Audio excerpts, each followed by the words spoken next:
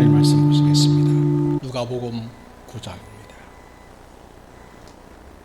누가복음 9장 1절에서 9절까지 말씀을 제가 받들어 읽겠습니다. 예수께서 12 제자들을 불러 모으사 모든 귀신을 제어하며 병을 고치는 능력과 권위를 주시고 하나님의 나라를 전파하며 앓는 자를 고치게 하려고 내보내시며 이르시되 여행을 위하여 아무것도 가지지 말라. 지팡이나 배낭이나 양식이나 돈이나 두 벌 옷을 가지지 말며 어느 집에 들어가든지 거기서 머물다가 거기서 떠나라. 누구든지 너희를 영접하지 아니하거든 그 성에서 떠날 때에 너희 발에서 먼지를 떨어버려 그들에게 증거를 삼으라 하시니 제자들이 나가 각 마을에 두루 다니며 곳곳에 복음을 전하며 병을 고치더라. 분봉왕 헤롯이 이 모든 일을 듣고 심히 당황하니 이는 어떤 사람은 요한이 죽은 자 가운데서 살아났다고도 하며 어떤 사람은 엘리야가 나타났다고도 하며 어떤 사람은 옛 선지자 한 사람이 다시 살아났다고도 함이라. 헤롯이 이르되 요한은 내가 목을 베었거늘 이제 이런 일이 들리니 이 사람이 누군가 하며 그를 보고자 하더라. 아멘. 2001년입니다.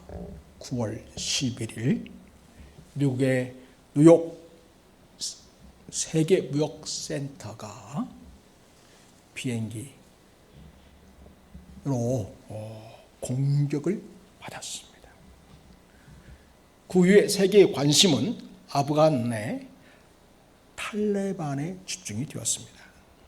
탈레반은 주요 용의자인 오사 빈 라덴과 그의 알카에다 운동을 위한 피난처를 정오했다는 비난을 받게 되었습니다. 이 탈레반의 주요 거점인 이 아프가니스탄은 1979년 옛 소련군의 침공을 계기로 해서 소련의 점령하에 있었습니다. 이슬람 조국들을 중심으로 미국 등의 지원을 받은 저항 세력들이 10년 이상 반소련 항쟁을 벌였습니다. 1989년 소련은 아프간에서 철수를 하였습니다. 그런데 아프가니스탄의 순위파 무장단체 탈레반이 반정부 운동을 주도했습니다. 아프간에서는 1990년대에 들어서면서 전쟁으로 인한 불안이 계속되었고 정부의 공백을 틈타서 군벌들이 내전을 벌였습니다. 냉혹한 군벌들은 카불 시내를 폭격해서 수천 명에서 수만 명의 시민들이 목숨을 잃기도 했습니다. 이런 탈레반의 위협을 받고 있는 아프간 정부와 시민을 보호하고 지원하기 위해서 미국이 개입을 합니다. 지금까지 미 국방부에 따르면 아프간에서 총 국방비가 얼마나 들었냐면 2001년 10월부터 2019년 9월까지 7,780억 달러가 들었다고 합니다.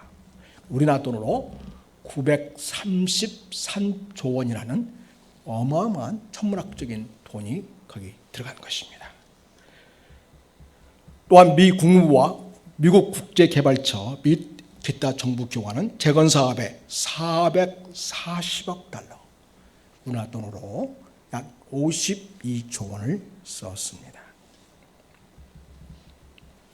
그래서 2001년 전쟁 시작 이래 공식 데이터를 바탕으로 한 총 비용은 8,220억 달러, 약 9,866조 원, 거의 일경에 이르는 그런 어마어마한 돈을 쏟아부었습니다. 미군의 아프간 전 작전기지였던 파키스탄에서의 비용은 여기 포함되지 않은 금액이죠. 그리고 2001년부터 탈레반과 전쟁을 한 이래로 미군은 작전 중에 2,300명이라는 젊은 목숨이 희생이 되었습니다. 그리고 2만 660명이라는 사상자가 발생을 했습니다. 마침내 미국은 아프가니스탄을 포기했습니다. 포기하자마자 탈레반이 수도를 정적적으로 접수를 하고 차지하게 되었습니다. 그간 20년간의 전쟁 끝에 미국은 오는 9월 11일까지 철수 완료를 준비를 하게 되고요. 그 사이에 이슬람 무장 세력 탈레반은 주요 도시를 점령한 후에 수도 카불에 입성했습니다. 탈레반이 아프가니스탄을 점령했습니다. 자, 이렇게 2001년부터 미군과의 전쟁을 치르면서 탈레반이 그 아프가니스탄 지역에서 위험한 아주 무장 세력이었는데요. 안타깝게도 아프가니스탄에서 2007년 7월 25일에 우리가 영상을 본 대로 샘물교회의 부목사인 배형구 목사와 또 심형민 형제가 순교했습니다. 그들이 왜 거기에 갔을까요? 마지막에 이런 질문을 던지지요. 이 단교 선교단은 전쟁의 공포에서 시달리고 인권이 유린되고 있고 교육이 방치되어 있는 그들을 주님의 사랑을 가지고 잠시나마 돌보기 위해서 그 땅에 들어갔었습니다. 주님의 사랑의 마음을 가지고 복음의 정신을 갖고 주님을 전하려는 순수한 마음으로 선교하고자 했죠. 그렇지만 탈레반에 의해서 피랍이 되었고 두 분이 순교하기에 이르게 되었습니다. 물론 탈레반이 비행구 목사님과 신영민 형제를 죽이긴 했지만 그 죽이도록 부추긴 사람은 다름 아닌 한국 사람들이었습니다. 그 당시에 한국에서 반기독교 운동을 일삼던 아주 극도의 그런 사람들이 그 탈레반의 이메일을 확보해가지고 거기에다가 이 배영규 목사님과 시영민 형제에 대한 그들이 생각할 때에 절대 살려도 안 될 그런 사람이라는 내용의 악의적인 글을 보냈고 그들을 죽여라고 하는 그런 부추김을 통해서 한때 우리가 생각했다시피 이 탈레반이 그들을 석방하지 않을까 하는 기대감을 갖지 않았습니까? 그럼에도 불구하고 그런 악의적인 그런 이메일에 의해서 죽임을 당했다고 하는 것이 일반적인 그런 생각이 되겠습니다. 물론 여러분, 이 선교는 정말 위험한 선교였습니다. 아프가니스탄이 전쟁 중에 있고 탈레반이 한국을 납치하려 한다는 첩보가 있었습니다. 그래서 대한민국 정부는 아프가니스탄에 들어가는 것에 대해서 위험지역으로 분류를 했었죠. 그래서 이 선교단은 신중한 선택을 했어야 한다는 점에서 우리는 중요한 교훈을 얻게 됩니다. 그렇다고 해서 그 단교 선교단의 순수한 복음의 열정과 아프가니스탄에 고통당하는 사람들을 위하여 주님의 사랑으로 그들을 돌보고자 했던 그 사랑, 또 교회가 되면 주님을 전하고자 했던 복음의 사명 의식을 우리는 잊지 않아야 하겠습니다. 우리가 예수를 믿고 복음을 전하다 보면 전혀 애꿎지 않은 일들을 만나게 됩니다. 예수님 당시에도 그러했습니다. 오늘 우리가 읽은 말씀의 후반부를 보면 세례 요한이 순교를 당했다는 이야기가 나오고 있습니다. 이 이야기는 마태복음 14장에도 나오고 마가복음 6장에 나오는데 거기는 좀 더 자세하게 내용이 기록되어 있습니다. 우리가 알고 있다시피 세례 요한은 예수님의 오시는 길을 안내하는 역할을 맡은 마지막 구약 선지자이고요, 하나님이 세우신 신실한 종이었습니다. 세례 요한은 예수의 직접적인 제자는 아닙니다. 그런데 세례 요한은 요단강에서 예수님에게 세례를 줄 때에 하늘에서 들려오는 하나님의 음성을 듣고 예수님이 누구신지 분명히 알았습니다. 하나님의 아들이시라는 것을 알았습니다. 또 세례 요한이 예수님에 대해서 말씀을 하신 거 보면, 보라, 세상 죄를 지고 가는 하나님의 어린 양이로다, 이렇게 예수님을 소개하는 것을 보면 예수님은 우리 인류를 위해서 대속적 죽음을 이루실 분으로 알았고 그렇게 믿었습니다. 세례 요한은 예수님의 죽으심을 통해서 이 세상의 구원을 받게 하는 하나님의 아들이시고 메시아이심을 알았던 것입니다. 그런 관점에서 볼 때에 세례 요한은 외부에 있는 예수님의 제자다, 이렇게 불러도 될 것 같습니다. 그런 세례 요한이 감옥에 갇혔습니다. 여러분, 구절을 보면, 구절 보십시오. 헤롯이 이르되 요한은 내가 목을 베었거늘, 이렇게 말하고 있죠. 이 말을 하는 것을 보면 세례 요한은 오늘 이 9장 1절부터 시작되는 그 제자를 파송하는 일 이전에 참수형을 당했구나 라는 사실을 알 수 있습니다. 여러분, 성경책 한번 보시겠습니다. 마가복음 한 6장으로 가겠습니다.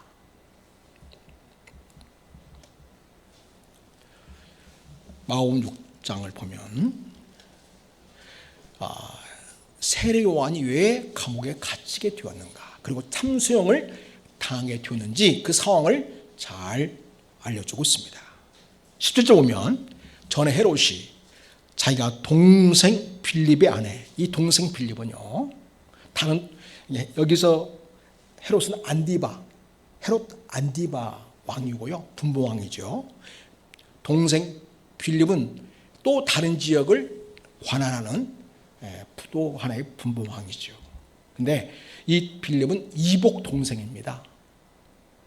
이복 동생 빌립의 아내 헤로디아를 자기 아내로 삼아버린 것입니다. 이복 동생의 아내를, 제수 씨를 자기 아내로 취한 것이죠.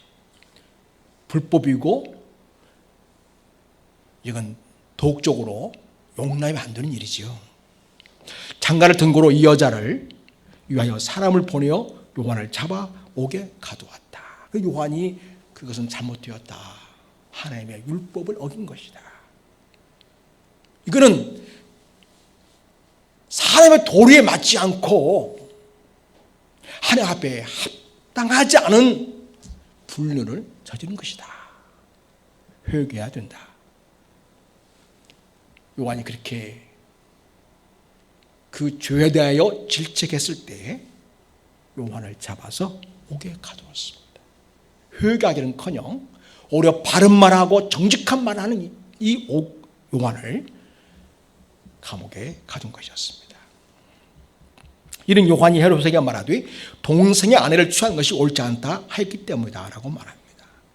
19절 보겠습니다. 헤로디아가 요한을 원수로 여겨 죽이고자 하였으되 하지 못한 것은 헤롯이 요한을 의롭고 거룩한 사람으로 알고 두려워하여 보호하며 또 그의 말을 들을 때에 크게 번민을 하면서도 달갑게 들음이로라. 이 헤롯 안디바 왕은 세례 요한이 얼마나 정직하고 곧고 하나님의 신실한 종인지 알았어요. 그가 하는 말이 달갑지 않아서 감옥에 가두었게 했지만 함부로 하지는 않았습니다. 그런데 그 헤롯 안디바의 아내가 된 빌립 아내였던 헤로디아는요, 악심을 품고 있었어요. 악심을. 세례 요한에 대해서. 내가 이제 반드시 손을 보고야 말겠다. 이런 생각을 한 것이죠. 근데 마침 21절도 그렇게 표현하고 있죠. 마침 교회가 좋은 날이 왔다. 곧 헤롯이 자기 생일에 대신들과 전부장과 갈릴리의 교인들을 더불어 잔치를 벌이고 있었습니다. 22절 보면 헤로디아의 딸이 들어와서 춤을 춥니다. 사실 헤로디아 딸이 들어오기 전에 여기에 기록되지 않았지만 대개는 잔치를 벌이면 길거리 여인들이 와서 아주 음란한 춤을 춥니다. 그게 그 당시에 하나의 문화였고 관례였습니다. 그러한 다음에 헤로디아 딸도 역시 들어와서 춤을 추는데 역시 음란하기를 데 없는 그런 연출을 하는 그런 댄스였던 것이죠. 헤롯과 그와 함께 앉은 자들을 기쁘게 했어요. 왕이 기분이 좋아가지고 무엇이든 네가 원하는 것을 내게 구하라. 내가 주리라. 이렇게 말하죠. 그러니까 헤로디아가 헤로디아의 딸이 쭈르르 엄마한테 헤로디아에게 가가지고 엄마 뭘 요구할까? 그러니까 아주 지독한 요구를 하죠. 24절 보세요. 끝에 그 어머니 이르되 세례 요한의 머리를 구하라 이렇게 얘기합니다. 25절 봅시다. 그가 곧 왕에 급히 들어가 구하여 이르되 세례 요한의 머리를 소번에 얹어 곧 내게 주기를 원하옵나이다 이렇게 말합니다. 그러니까 26절에 왕이 심히 근심했다 말합니다. 이 왕이 정직하고 진실한 하나님의 종이라는 건 알고 있었지요. 그가 하는 말이 다 옳다는 것도 알고 있었지요. 그래서 자기에게 죄를 취한 것은 다갑지 않았지만 적어도 이 세례 요한에 대해서 그의 말을 가볍게 여기지 않는 그런 마음을 갖고 있었는데 정직과 진리, 하나님의 선하신 뜻과 거의 합당한 삶 이런 관점이 아닌 자기 인간적인 왕의 권세가 얼마나 대단한지 또 자기 딸과의 약속을 위해서는 선지자의 목을 베어도 된다고 하는 그런 결정, 결국 악한 결정을 하고 맙니다. 여러분 어떤 사람이 뭐 착하고 온유하고 그런다고 하지만요 결정적인 경우에는 얼마나 악하고 하나님을 적대하는 그와 같은 일을 결정하고 선택하는지 모릅니다. 우리는 이런 것을 잘 알아야 합니다. 왕이 심히 근심하나 자가 맹세한 것과 그 앉은 자들로 인하여 그를 거절할 수 없는지라. 왕이 곧 시병 하나를 보내어서 요한의 머리를 가져오라 명하죠.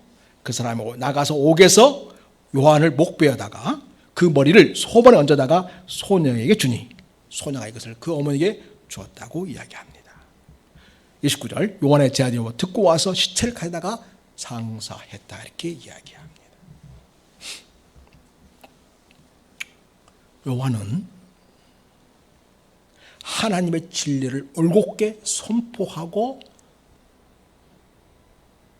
주장하다가 이렇게 목뱀이라는 순교를 당한 것입니다. 여러분, 이 이야기가 9장 우리 7절부터 누가복음 9장 7절부터 9절까지 3절에 걸쳐 나오죠. 근데 그걸 갖다가 마가복음에서는 길게 잘 설명해 주고 있죠. 구체적으로. 그런데 바로 그 앞에 지금 9장 2절 보면 예수께서 12제자를 불러 모으사 모든 귀신을 제어하면서 쭉 나오면서 그들을 내보내셨다. 제자로 파송하는, 전도하라고 파송하는 그런 얘기 가운데 그 이어서 지금 이 세례 요한의 얘기가 나온다는 거죠. 원래 이 사건은 앞서 벌어진 일이었지만 이 제자를 보내면서 이 세례 요한의 이야기가, 목베임의 이야기가 나오고 있다는 거죠. 이건 분명히 의도가 있는 그런 배치라는 거죠. 내용의 배치라는 거죠. 어떤 의도이겠어요, 여러분? 자, 주님을 전하는 제자의 삶, 하나님 나라를 이 땅에 선포하는 제자의 삶이라는 것은 이 세례 요한과 같이 죽임을 당할 수도 있는 그런 위기를 만날 수도 있다는 것을 보여주고 있습니다. 여러분, 우리가 주님의 제자로서의 삶은 복음을 전하는 삶, 하나님 나라를 이 세상에 이루는 삶인데요, 바로 세례 요한처럼 죽음을 각오하고서라도 반드시 해 나가야 할 일이라는 것을 이 누가복음은 우리에게 알려주고 있습니다. 이 이야기는 마태복음, 마가복음에 나오고 있는데 똑같은 그런 배치를 하고 있음을 보게 돼요. 그것은 마태복음이나 마가복음이나 누가복음이나 다 제자의 복음 전하는 삶이라는 것은 구약의 마지막 선지자가 하나님의 의로운 복음을 전하고 진리를 증거하다가 목배임을 당한, 그 순교 당하는 삶을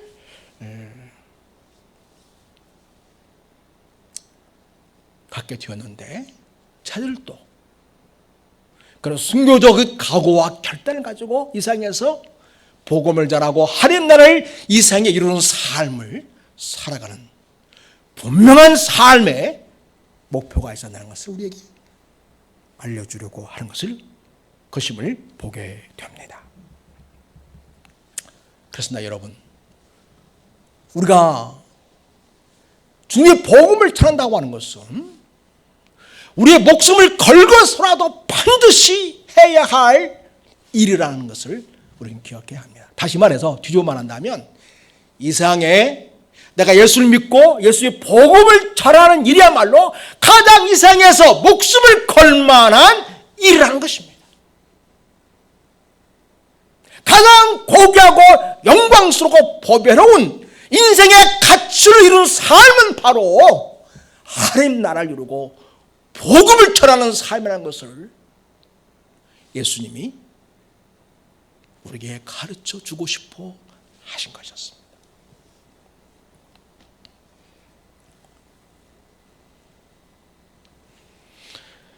두 번째로 우리는 제자의 삶으로서 어떤 삶을 우리는 살아가야 하는가?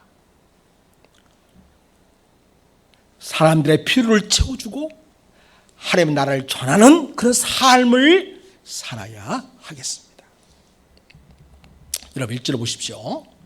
우리 1절 2절 같이 읽겠습니다. 시작. 예수께서 12제자를 불러 모으사 모든 귀신을 제어하며 병을 고치는 능력과 권위를 주시고 하나님 나라를 전파하며 앓는 자를 고치게 하려고 내보내시며, 여기 귀신을 제어한다, 병을 고치는 능력을 주셨다, 그리고 권위를 주셨다, 그리고 하나님 나라를 전파한다, 앓는 자를 고치게 하려고 내보내셨다. 여러분, 이 모든 것은 누구에게 필요한 거예요? 제자들이 갖추어야 할 건데 왜 이걸 갖추게 하시는 것일까요? 누구에게 필요하니까? 사람들에게 필요하니까요. 그 당시 사람들에게 필요는 무엇이었냐면, 그 당시 귀신에 들렸지만 이 귀신 문제를 해결하지 못하는 인생의 참 아픔이시던 거죠. 고통이 있었던 것이죠. 그리고 요즘 의학이 발달해서 우리가 약국 가서 또 병원에 가서 약을 처방받아가지고 또 주사를 맞기도 해서 고치는 일들이 많아졌지만 그 당시에는 이런 의술이 보편화되지 않았기 때문에 뭐가 필요해서 아프면 병을 고치는 능력을 통해서 우리 주님께서 하나님의 능력을 통하여 우리를 고치신다고 하는 것을 보여줄 필요가 있고 그들에게 필요한 것 바로 병고침을 주는 것이었습니다. 그래서 능력과 권위를 주셨다고 말합니다. 또 하나님 나라를 전파하며 하나님이 세상을 통치하시고 다스린다고 하는 분명한 하나님에 대한 믿음을 갖게 하는 것이죠. 예수님이 이 땅에 오심을 통해서 하나님의 나라가 지금 이곳에 있다는 것을 이야기해 주고 있는 것입니다. 예수님이 이 땅에 오실 때 하나님 나라를 가지고 들어오셨습니다. 하나님의 통치, 하나님의 다스리심, 하나님의 능력, 하나님의 역사가 이 세상에 우리 가운데 와 있다는 것, 역사하고 있다는 것을 사람들에게 알려주는 일을 했던 것이죠. 그래서 그 당시 유대인들에게는 하나님이 이스라엘을 버리고 방치하고 나무라라 하시는 분이 아니라 예수님을 통해서 이 땅에 하나님의 다스림이 새롭게 시작되어지고 새로운 역사가 일어나게 되고 새로운 시대가 열렸다는 것을 사람들에게 알려주는 것이었습니다. 그리고 앓는 자를 고치게 하려고 하셨다. 그래서 여러분 그 당시에 일반 사람들에게 너무나 절실하고 꼭 필요한 것들이었습니다. 하나님이 이 세상의 죄인들을 사랑하신다는 것을 바로 사람들에게 꼭 있어야 할 것, 그들의 필요를 채워주는 것으로서 알 수 있게 하는 방식으로 주님은 제자들을 준비시켰고 그렇게 해서 나가서 그렇게 하라고 보내신 것이었습니다. 사람들은요 자기가 꼭 필요한 그 필요를 채워주는 하나님의 능력을 통해서 하나님이 살아계시는구나, 하나님 우리와 함께 하시는구나, 하나님 우리를 돌아보시는구나, 하나님의 은혜가 우리에게 임하는구나, 이걸 알게 되죠. 그래서 그 당시에는 이 본고침, 귀신 내쫓아 주는 것, 그리고 하나님의 나라가 이 세상에 왔다는 걸 이걸 알려주고 보여주고 경험하게 함으로써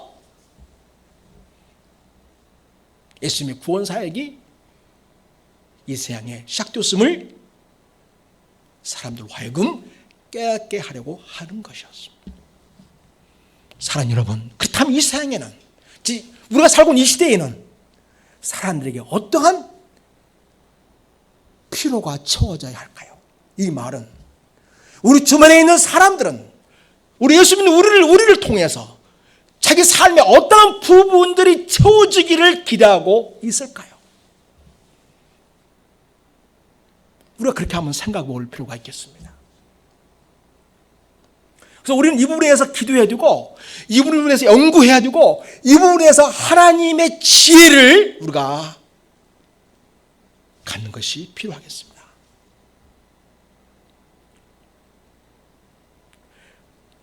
많은 것들이 있겠지만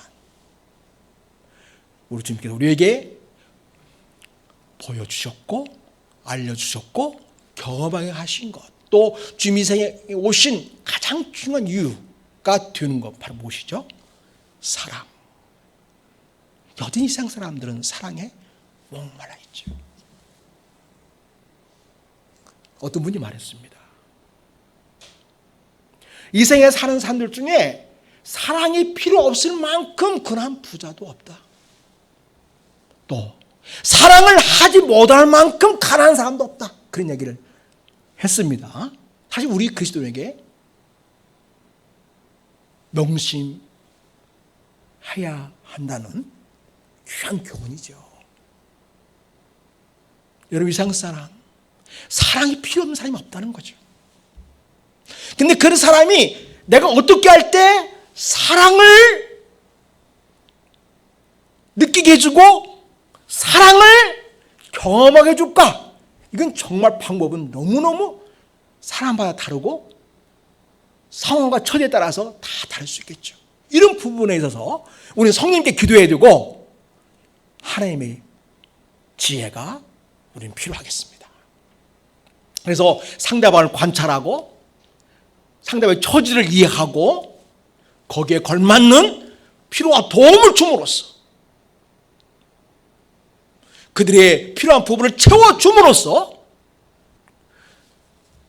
우리는 예수를 믿는 예수님의 제자로서 그들에게 예수님이 우리의 사랑이시고 우리의 구원자라는 사실을 느끼고 경험하게 해주는 통로로 쓰임 받아야 하겠습니다.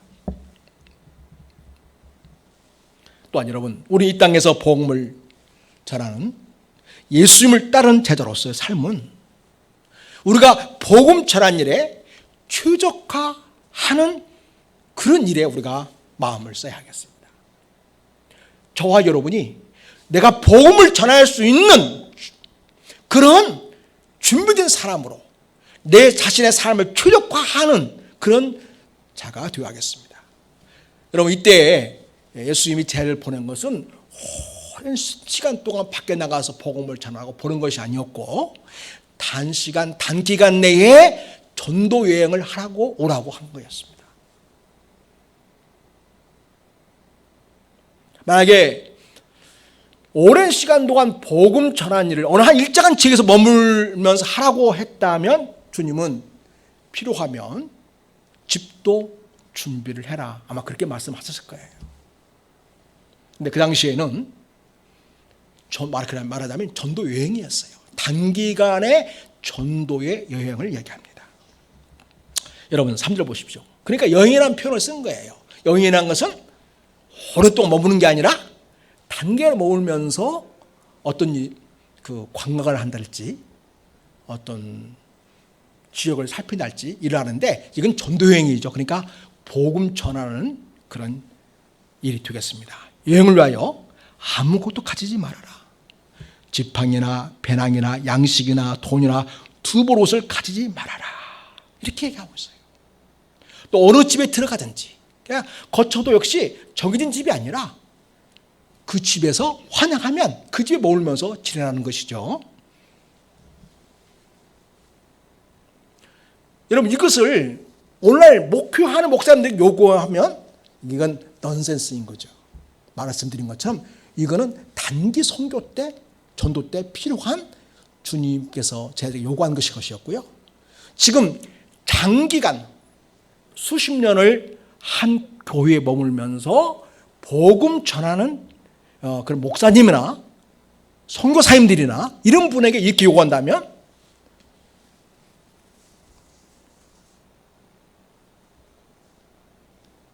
너무 무리가 되는 것이죠. 물론 이러한 정신을 가지고 사역을 해야 되겠죠. 그러나 삶의 필요를 이런 수준으로만 생각하고 우리 그걸 요구한다면 이건 넌센스인 거죠. 시대착오적인 그런 성경의 잘못된 적용이라고 할 수가 있겠습니다. 여기서 중요한 것은 무엇입니까? 우리가 복음을 전하는 자로서의 준비된 최적의 조건, 내 자신을 복음 증거하는 자로서의 그 일을 감당할 수 있을 만한 그런 자로서의 준비된 최적의 상태를 유지하라는 것을 우리 기억해야 하겠습니다. 여러분이 복음 전한 일에 만약에 여기 말씀처럼 지팡이가 필요하다면 지팡이를 가져야겠죠. 오르면 몰면서 복음을 전하게 된다면 배낭이 필요한 배낭을 가져도 됩니다. 양식이나 돈이나 두보롯이 필요하다면 그 복음 증거하는 사역을 위해서 필요하다면 그렇게 해야 되겠죠. 여러분이 어떠한 영역에서 어떠한 직장에서 어떤 일을 하면서 거기에 최적의 조건을 갖추어 상대방에게 복음 전하는 그런 사람으로서 살아갈 수 있는 그런 일을 추적함에 있어서 나는 어떻게 해야 하는가, 내게 무엇이 필요한가라고 한다면 여러분 그렇게 하는 것 주님이 다 아시고 또 기도하면 채워줄 줄로 믿습니다. 그러나 단순히 잘 먹고 잘 살고 내가 세상에서 대단한 성공을 거두는 그 자체에 내 생각과 마음이 가 있다면 그 주님의 나라와는 아무 관계가 없는 것이죠. 여러분 직장생활을 하고 있습니다. 가정에서 일을 합니다. 많은 사람을 만납니다. 바로 그 모든 삶의 자리가 우리가 복음 전할 수 있는 자리이고요. 내가 만나는 그 수많은 사람들이 다 주님의 복음을 들어야 할 사람들이고 내가 그들에게 복음 전하는 자로서 하나님께서 맡겨주신 사람들이라는 것을 기억해야 됩니다. 그럴 때에 그 사람들이 나를 바라볼 때 내가 예수를 믿는 하나님의 사람인데 예수님의 제자인데 복음 전하는 나를 통해서 그들이 복음을 잘 받아들일 수 있는 최적의 상태는 무엇일까? 그것이 만약 필요하다면 꼭 필요하다면 주님이 그걸 허락하시겠죠. 그 당시에 예수님 당시에 단기간에 선교를 할 때에는 이렇게 준비하는 것이 주님 보실 때는 최적의 복음 증거자로서의 준비된 자세라고 주님 말씀해 주고 있다는 것입니다. 그러면 오늘날 이 시대에 오랜 장소에 한국 머물며 살면서 또 오랜 시간 동안 직장 동료들을 만나면서 또 오랜 시간 동안 이웃들을 만나면서 지속적으로 관계를 맺으며 살아가는 우리들이 어떻게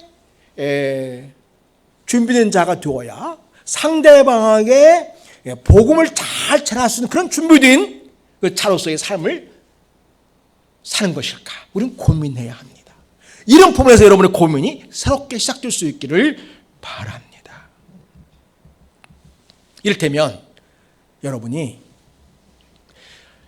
세상적인 성공과 야망만을 꿈꾸면서 계속 돈만을 추구하고 권력을 추구한다면 그것이 여러분이 복음 전할 수의 최적의 조건으로서 상대방에게 어필할 수 매력적으로 다가갈 수 있겠습니까? 이를테면 치장을 화려하게 치르렁치르렁하고 그리고 날마다 맛있는 것만 먹으러 다니고 애들은 돌보지 않고 내 팽개치면서 내가 살아가고 있다면 내가 예수 믿는 것을 아는데 내 이웃이 그런 나를 보고 내가 전하는 복음에 귀를 기울일 수 있을까요? 우리는 고민해야 됩니다. 우리는 예수님의 사람들입니다.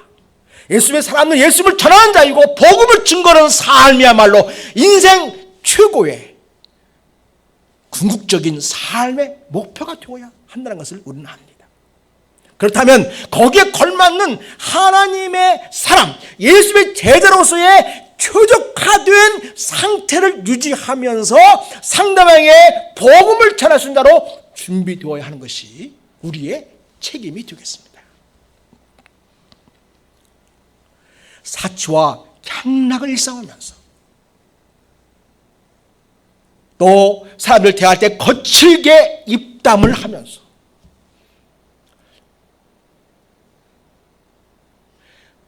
태도가 방자하면서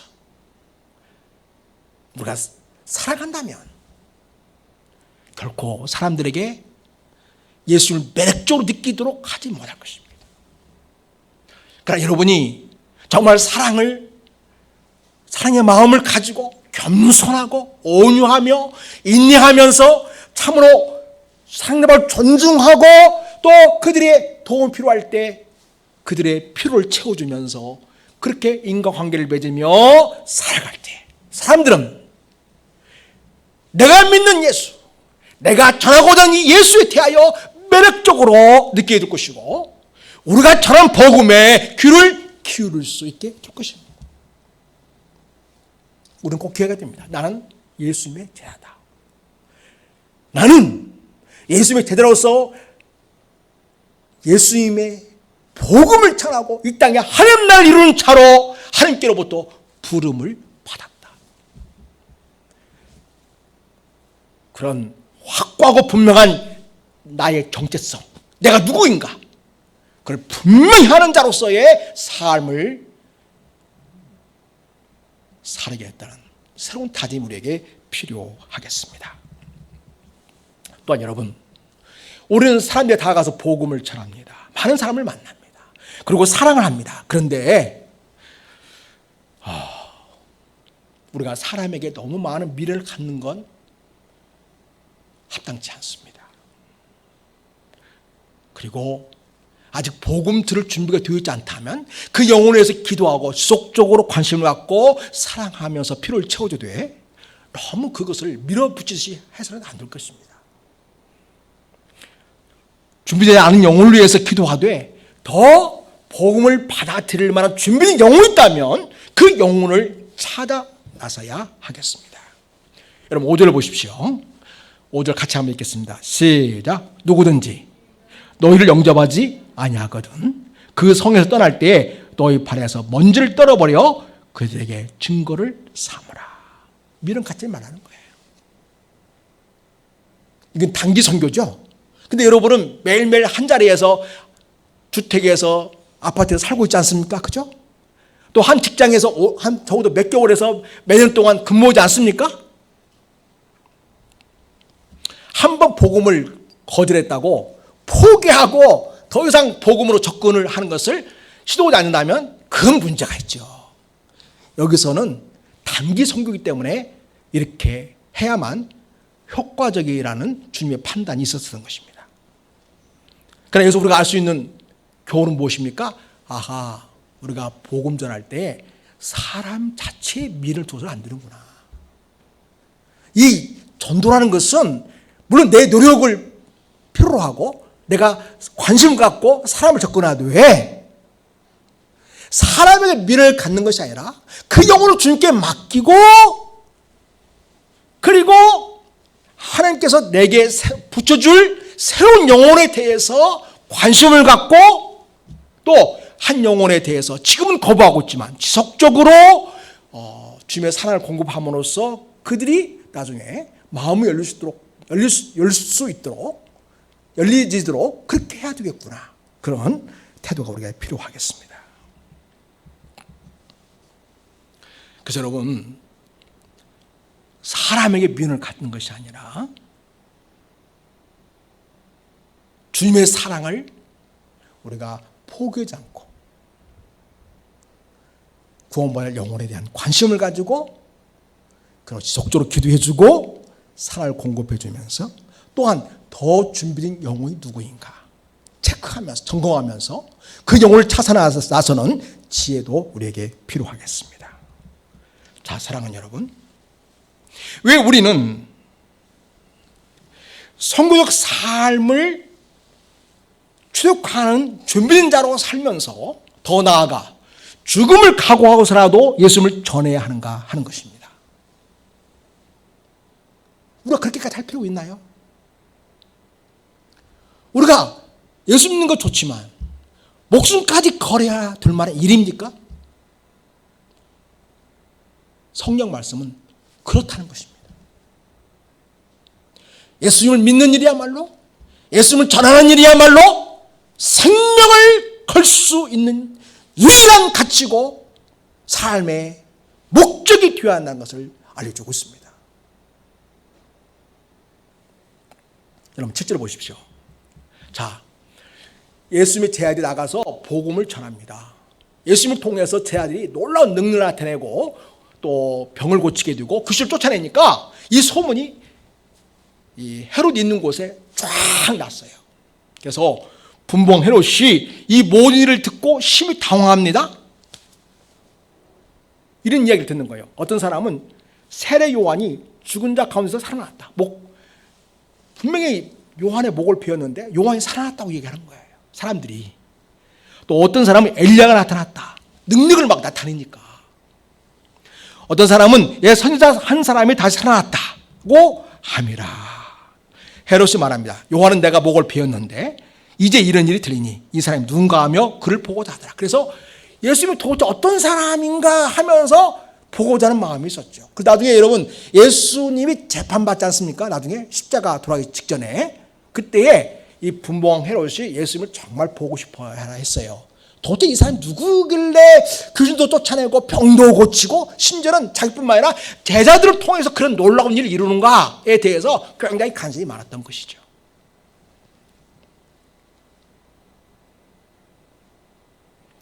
여러분 예수님이 죽은 요한이 살아난 겁니까? 아니죠. 그러나 예수님 어떤 분이십니까? 예수님이 말씀하셨죠. 나는 생명이요 부활이다. 예수님 생명이요 부활이신 분이세요. 또 어떤 사람은 엘리야가 나타났다고 하며 엘리야는 능력의 종이죠.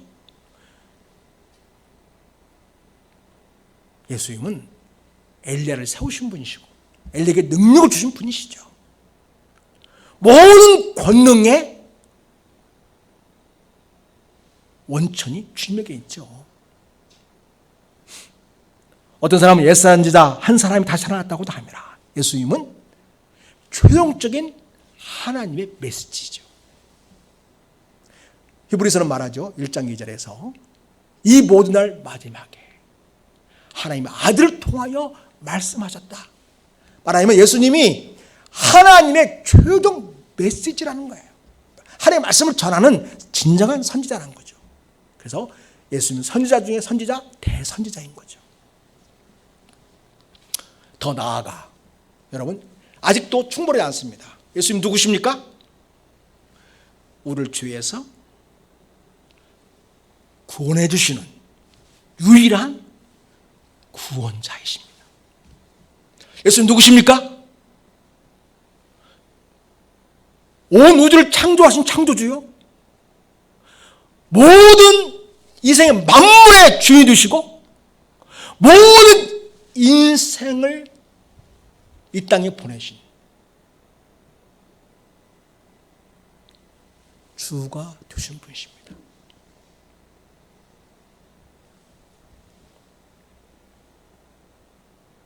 그분은 부활이요 생멸뿐만 아니라 영원한 심판에 처하기도 하시며 영원한 생명으로 살게도 하시는 분이십니다. 그렇기 때문에 우리는 목숨을 걸고서라도 예수를 믿습니다. 그렇기 때문에 우리는 목숨을 걸고서라도 예수를 전파해야 합니다. 오늘날 많은 사람들이 인간들을 너무 신적인 존재처럼 떠받드는 그런 유행이 되고 있습니다. 그래서 앞에다가 갓이란 말을 많이 넣어요. 갓.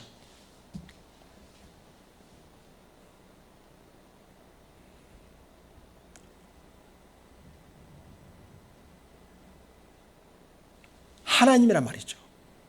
인간을 신격화해서 인간을 극대화하여 인간을 추앙하게 하는 그런 언어를 구사합니다. 근데 그것이 바로 사람들의 생각이죠. 뭘 보이자면 하나님을 몰아내고 인간이 식이 되겠다고 하는 인간의 내면이 이렇게 표현되어진 거죠.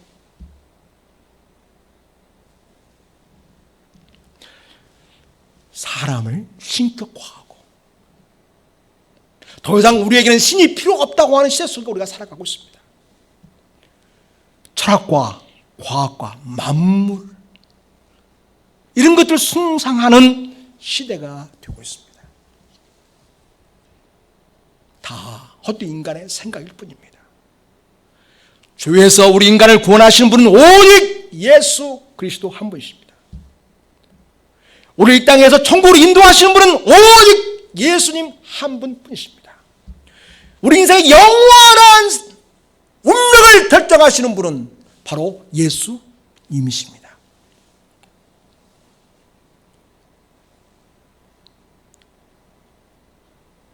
방법은 조금 점검이 필요하고, 시도는 정말 다시 재점검이 필요한 아프가니스탄의 선교. 그러나 거기에서 영혼을 사랑하고 그들에게 그리스도의 영광스러운 복음을 전하고자 하는 열정으로 갔던 우리 배영구 목사님, 신영민 형제, 그리고 함께했던 사람들.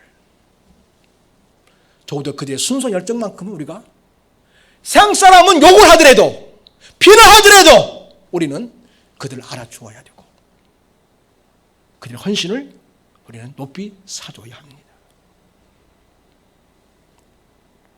왜냐하니까 그들은 예수님 우리의 유일한 구원자요, 예수님만이 진짜 인생의 주인 되심을 아는 자들이었고, 그것을 전하기 위해서 길을 떠났던 사람들이기 때문에 그렇습니다.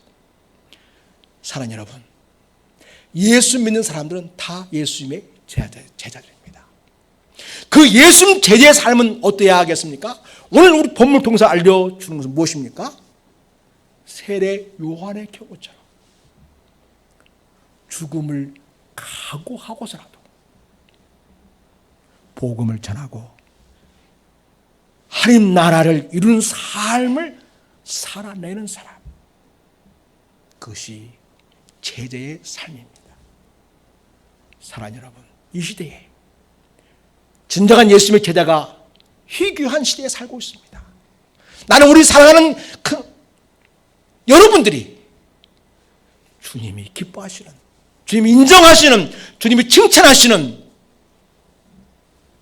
주님의 제자로서 죽음을 각오하고서라도 복음을 전하고 하나님 나라를 이루는 자가 되시기를 예수님의 이름으로 부탁을 드립니다. 기도하겠습니다. 하나님 아버지, 예수님만이 진정 우리의 구원자시오, 우리 인생의 주인 되심을 믿습니다. 우리는 예수님을 믿는 자들입니다. 예수님의 제자입니다. 예수님 제자로서 죽음을 각오하고서라도 복음을 전하고 이 세상에 하나님 나라를 이루는 제자의 삶을 살아내기를 원합니다. 내 주변의 사람들이 어떠한 도움이 필요한지, 그들의 필요가 무엇인지를 잘 헤아릴 줄 알고 그들에게 필요한 것들을 주면서 정말 주님이 매력적으로 그들에게 다가갈 수 있도록 처신하면서, 그렇게 우리 삶을 경비하면서 우리가 복음 전하는 자로서의 추적하던 그런 삶을 이루어가면서 예수님을 전하고 하나님 나라를 이 땅에 이룬 자로 살게 되기를 원합니다. 하나님 아버지, 죽음을 각오하고서라도 복음을 전하며 삶의 자리에서 하나님 나라를 이루고자 하는 당신의 제자들을 축복하시옵소서, 복주시옵소서.